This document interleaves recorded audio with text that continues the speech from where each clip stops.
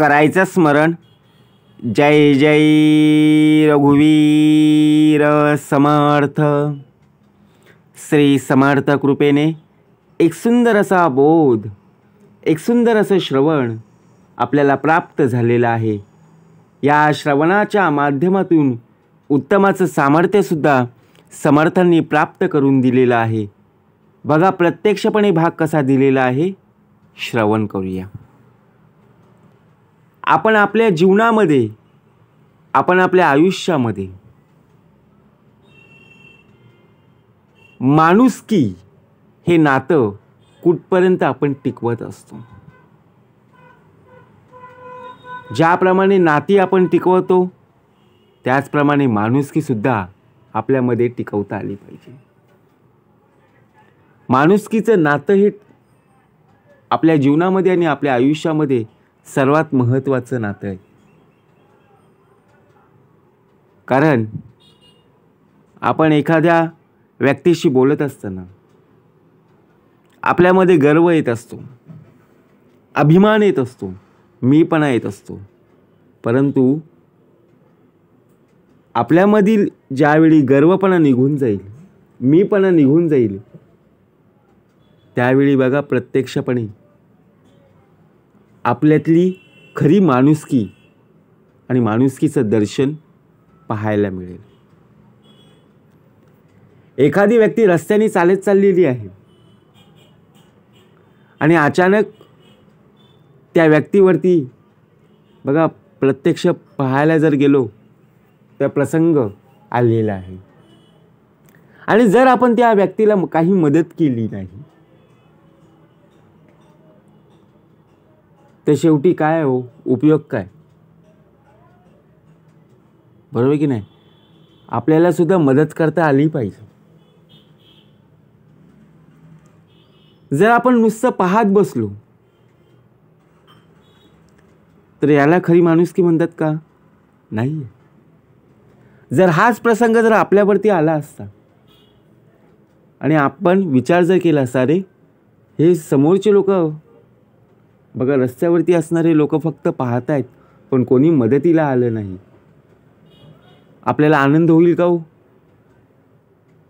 बघा विचार करा. म्हणून स्वार्थी आपल्यामध्ये नसावा, घमंड कधी आपल्यामध्ये नसावी. बरोबर की नाही? ज्याप्रमाणे आपण एखादं कार्य करत असतो त्या कार्यामध्ये बघा प्रत्यक्षपणे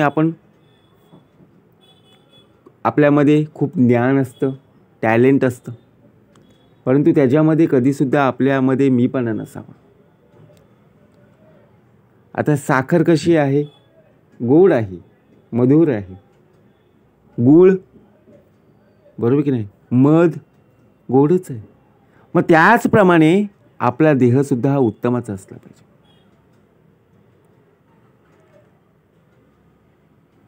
आपलं राहणं पशुपक्षी गुणवंत त्यास कृपा करीती समर्थ, पशुपक्ष्यांसारखं असावं. कारण का? त्यांच्याकडून सुद्धा शिकायला मिळतं. का माहिती आहे का? बघा भाग कसा दिलेला आहे. पशुपक्षी गुणवंत त्यास कृपा करीती समर्थ का भाग दिलेला आहे? कारण ज्याप्रमाणे पक्षी घरट्यातून बाहेर पडतो आणि त्याचप्रमाणे तेच पक्षी त्यांच्या पिल्लांना सुद्धा खायला आणत असतात. आणि आपण काय करतो? आपण दुकानामध्ये जातो, हॉटेलमध्ये जातो, पोट भरून खातो आणि घरी आल्यावर आपण दुसऱ्यांचा कधीच विचार करत नाही.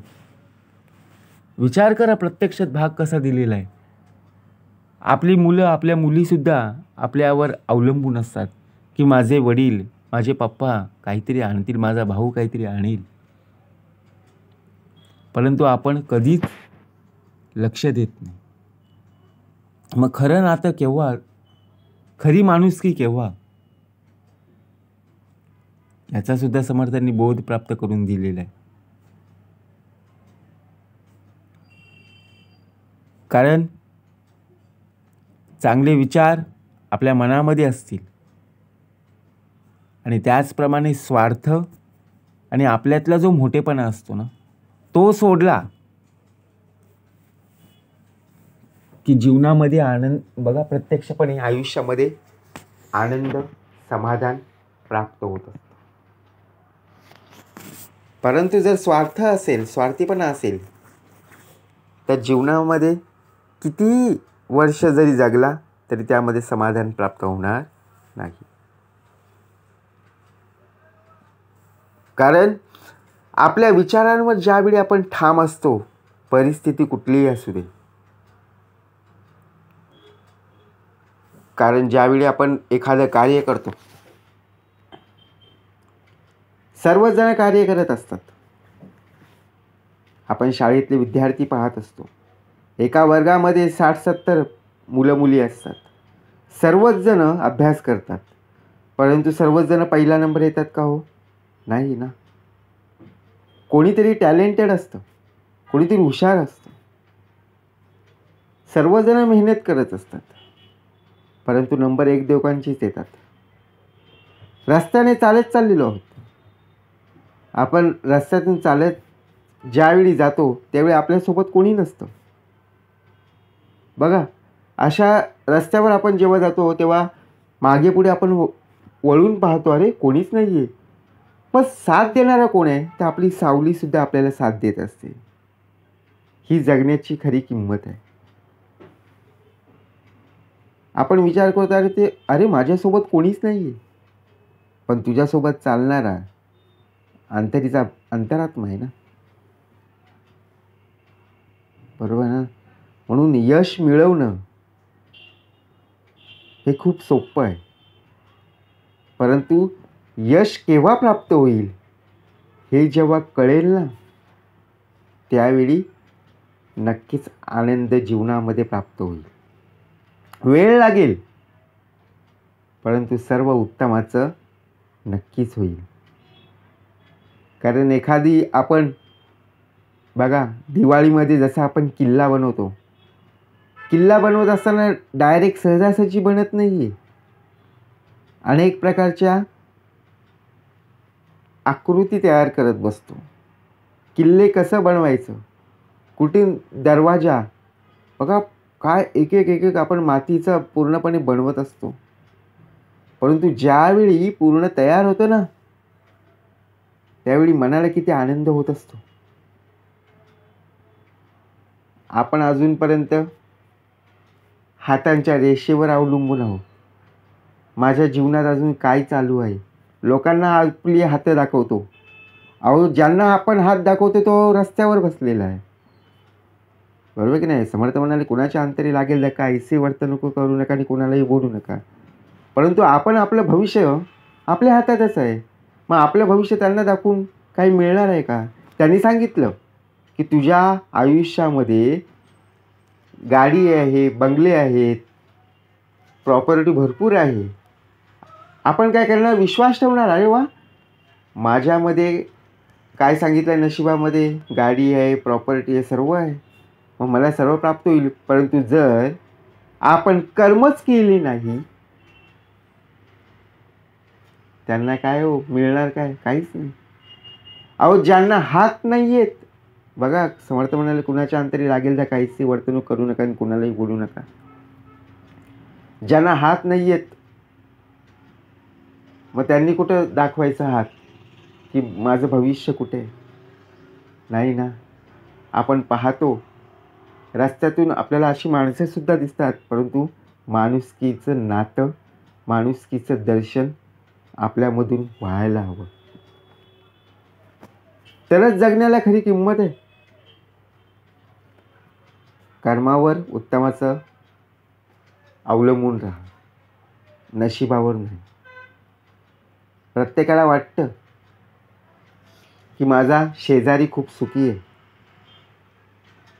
माझा मामा, माझा काका, माझे आजोबा, माझे पणजोबा, माझे अंकल सर्वजण खूप सुखी आहेत, परंतु माझ्या जीवनामध्ये दुःखाचा संपूर्णपणे समुद्र पसरलेला आहे. ज्यावेळी आपल्यावरती दुःख येत असतात त्यावेळी संपूर्णपणे जर पाहायला गेलो, सुखाची जी चादर आहे ना, ती आपल्याकडे ओढावलेली आहे. आणि जेव्हा ती सुखाची चादर प्राप्त होईल त्यावेळी आपल्या जीवनामध्ये समाधान प्राप्त होईल. म्हणजेच काय, आकाशामध्ये संपूर्णपणे जर पाहायला गेलो, चांदण्या पाहायला मिळतात, परंतु आकाश कुठे संपलेलं आहे का?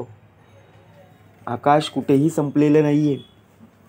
कुठल्याही कानाकोपऱ्यात जरी गेलं तरी आपल्याला आकाश पाहायला मिळणारच आहे, बरोबर की नाही? म्हणून भाग कसा दिलेला आहे? समोरचा व्यक्ती काय बोलत आहे त्यावर आपण विश्वास ठेवला पाहिजे. समोरच्या व्यक्तीचं मन कधीही दुखावलं गेलं नाही पाहिजे. मनाला वाटेल तसं आपण केलं पाहिजे, परंतु कुणाच्या मनाला लागेल असं काही जर केलं तर आपल्याला शेवटी दुःख होईल ना. समोरची बोलणारी व्यक्तीसुद्धा कधी आपल्याशी बोलणार नाही. आपण कोणाशी संगत धरतो?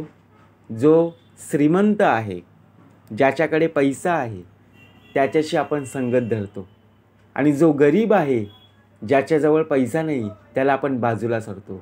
परंतु जर विचार केला ना, ज्यावेळी खरी गरज पडते ना, त्यावेळी ज्याच्याकडे पैसा नसतो ना, ती व्यक्ती आपल्या बघा प्रत्यक्षपणे मदतीला धावून येत असते. एवढं मात्र नक्कीच आहे. कारण सर्वजण आपली परीक्षा घेत असतात. आपल्या शेजारी, आपले नातेवाईक, मित्रमंडळी जाणून बुजून आपली परीक्षा घेत असतात. परंतु न दुखावता कोणालाही आपण त्या परीक्षांना सामोरं जायचं आणि कर्म करून दाखवायची. समर्थ म्हणाले, आधी कर्माचा प्रसंग. कर्म केले पाहिजे सांग, कदाचित पडले तरी प्रसंग तरी प्रत्यय व्हायला. का भाग दिले? बोलून दाखवायचं नाही, करून नक्कीच दाखवायचं. आणि विचार आपल्या मनामध्ये उत्तमाची जेव्हा असतील प्रत्यक्षपणे, तेव्हा आपलं मन शांत असलं पाहिजे. कारण आपण मन शांत ठेवून कधीही बोलत नाही. एखाद्याचं मन मग दुखावलं जातं. परंतु हे बघा, एखाद्या व्यक्तीकडे मर्सिडीज आहे, BMW आहे, मग आपण काय विचार करतो? अरे त्याच्या दारासमोर एवढी भली मोठी गाडी आहे, म्हणजे ती व्यक्ती खूप श्रीमंत आहे. परंतु श्रीमंती कोणामध्ये आहे? कोणत्या घरामध्ये आहे? ज्या घरामध्ये सुख, शांती, समाधान आहे, त्या घरामध्ये खरी श्रीमंती पाहायला मिळते. नुसतं ऐश्वर्य असून बघा प्रत्यक्षपणे ती संपत्ती आपल्याला नको, तर आपल्याला संपत्ती हवी, अशी श्रीमंती हवी जी प्रत्यक्षपणे आपल्याला शेवटच्या श्वासापर्यंत टिकवायची. ही खरी सामर्थ्याची जोड आपल्याला आपल्या जीवनामध्ये असली पाहिजे. म्हणून समर्थ म्हणाले, संपूर्ण जरी नाशिवंत असला तरी शाश्वती काय आहे? तर अंतरीचा अंतरात्मा. त्याच्या संपूर्णपणे नामस्मरणावर आपला देह मी ठेवितो मस्तक ज्या ठिकाणी, तेथे तुझे सद्गुरू पाय धुऊ. या नित्य नियमावर प्रत्यक्षपणे विश्वास असला पाहिजे, तरच आपल्याला सामर्थ्य प्राप्त नक्कीच होईल. जय जय रघुवीर समर्थ.